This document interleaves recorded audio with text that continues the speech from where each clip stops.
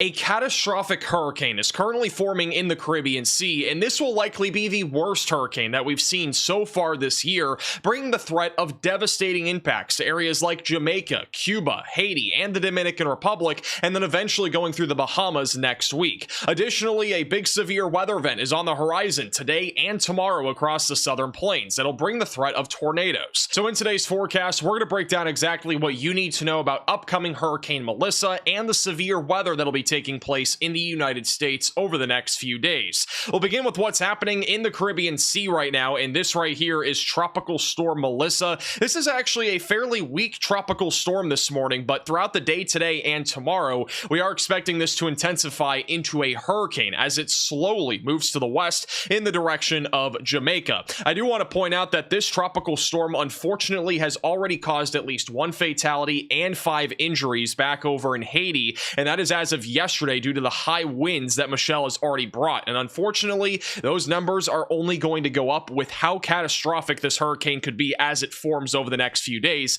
because what's going to happen is that it is going to slowly move towards Jamaica, and it could stall near Jamaica this weekend, potentially for multiple days, bring the threat of over 30 inches of rainfall, storm surge, and the threat of category 3 to 5 winds across Jamaica and even Cuba and Haiti here over the next 5 to 7 days. So this is anticipated to be one of the worst hurricanes that we've seen by far this year, but possibly in a few years for these islands. So we definitely need to watch this extremely closely. And then back over in the United States, we do have a low pressure system that is now moving over Colorado. This is going to bring another round of severe weather today to parts of Texas and Oklahoma with damaging winds, hail, and a few tornadoes. And then tomorrow, this will all shift in the direction of the Gulf Coast where more severe weather is possible. We'll talk more about the severe weather threat later in the forecast. And here's a closer view of Tropical Storm Melissa right now. This is obviously becoming a much more organized tropical storm. Despite the winds not being overly high right now, there is a ton of deep convection around the center of this tropical system. And over the next couple of days, the wind shear is going to decrease, and there's going to be a lot of rising motion, as there already is, which means that we are going to see the beginning of a hurricane forming. And obviously, this is not far from Jamaica. Some of the outer bands of Melissa will be reaching eastern Jamaica throughout the day today, but the worst of the impacts are going to begin tomorrow and run all the way through Monday into Tuesday, bringing the potential for over 30 inches of rain, storm surge, and hurricane force winds. Areas like Haiti and also back up into southeastern Cuba are also about to experience these threats as we go into the beginning of next week. One of the worst things about Tropical Storm Melissa is that this thing is going to legitimately barely be moving over the next few days. It'll be moving as slow as a turtle. It is going to be moving to the west at approximately 1 to 4 miles per hour between now all the way through Monday night at least here in the Caribbean Sea, which, as you can see, over the next 5 days, this is our cone of uncertainty. It really does not move much. And over the next 24 to 48 hours, Melissa will be slowly moving to the north, but it is expected to turn as we go into tomorrow back over here just to the southeast of Jamaica, where it's expected to become a hurricane by as early as Saturday afternoon. And then as we go into Sunday morning, we expect that this will become a major hurricane just off the coast of Jamaica. From here, it's expected to become a category 4, maybe even a category 5 hurricane as we go into early Monday just off the coast of Jamaica. And then by Tuesday, it is anticipated that it will begin to move off to the north in the direction of Cuba. And then from there, it will begin to speed up into the Bahamas, also bringing the potential for catastrophic impacts across central and eastern Cuba and a large chunk of the Bahamas on Tuesday, Wednesday, and Thursday. I do want to point out that yes, there is a chance that the track could change. Notice the cone of uncertainty is still fairly large, which means the eye of this hurricane could go far south of Jamaica. It could still go to the east of Jamaica. We got to hope one of those two scenarios happens, because if it were to go just barely to the south of Jamaica like the center of this cone of uncertainty is, this would be by far worst case scenario, and we would be talking about catastrophic impacts over multiple days in Jamaica. All I gotta say is, if you are in Jamaica, if you're in Haiti, if you're in Cuba, you need to make sure that you are preparing right now for this hurricane. Obviously, it's going to be hard to prepare for over 30 inches of rainfall because yes, that is in play if this were to stall near Jamaica, and I think Jamaica could be the hardest hit by this hurricane.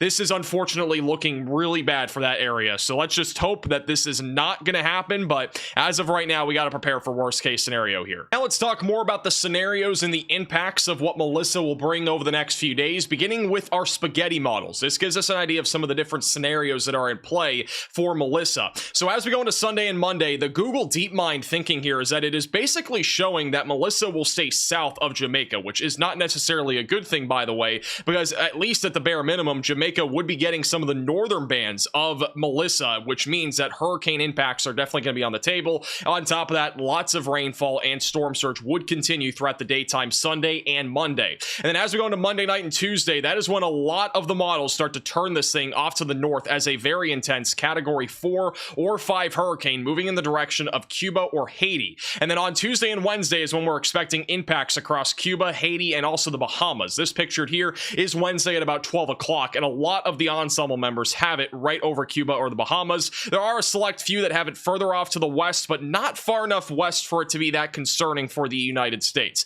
There's a low chance that we could at least see some of the outer bands reach very far southeastern Florida sometime Wednesday. That is not a concern, though. The Greater Antilles really are going to be the greatest concern here, as we go into late Wednesday and Thursday, that is when we're anticipating some really significant impacts to continue in the Bahamas. And then late Thursday into Friday, this tropical system will be beelining it off to the northeast as a cold front will be pushing through Florida, which means colder weather for the southeast. But on the flip side, we are going to have major impacts across the Greater Antilles, the Bahamas, and maybe even Bermuda on Friday. Now let's go more in detail about the impacts that Melissa will bring, beginning with our hurricane model, which is the HAFSA model. This is very accurate when it comes to forecasting hurricanes, and this model basically shows worst case scenario for Jamaica as we go into Sunday. This is Saturday morning. Tropical storm will be moving in the direction of Jamaica, and then as we go into early Sunday is when this is anticipated to rapidly intensify into a major hurricane, likely becoming a Category 3 overnight Saturday into early Sunday. This is obviously very concerning. This particular hurricane model has us going right into the very far eastern part of Jamaica as we go into Sunday morning.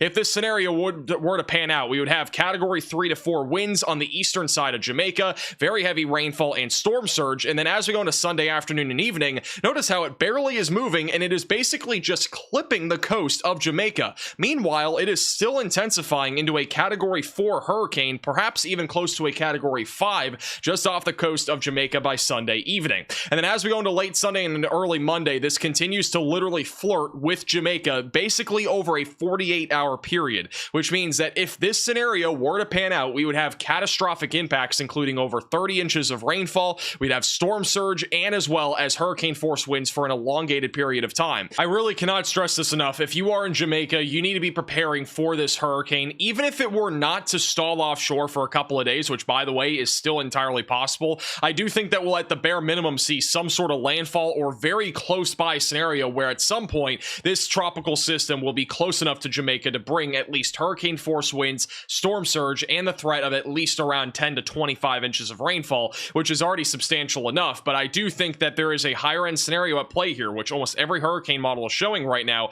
which is basically it stalls right around Jamaica. I also want to stress this: if you have to evacuate from Jamaica, you have only 24 hours to do so once a hurricane warning is issued, which the National Hurricane Center has explicitly said that that is going to happen today. So if you have any plans to evacuate, you have got to make those plans right now. You cannot wait. This is the potential, again, for a catastrophic hurricane this weekend into early next week. If you're in an area that is not safe to be in during a hurricane, you might want to consider evacuating. So let's hope things change. This does not look good, though, right now for Jamaica. As we go to Tuesday morning, this hurricane model has it going right through Cuba, with still it being a Category 3 hurricane. And then as we go into late Tuesday and early Wednesday, it goes through parts of the Bahamas, still as an intense hurricane, and then it will eventually move into the open Atlantic Ocean by late Wednesday afternoon and into early Thursday. Now, one of the biggest impacts that Melissa will bring is the amount of rainfall, and we are expecting a large swath of between 500 to 1,000 millimeters of rainfall anywhere in this brown color, which includes parts of Cuba, Jamaica, and also extreme southern Haiti.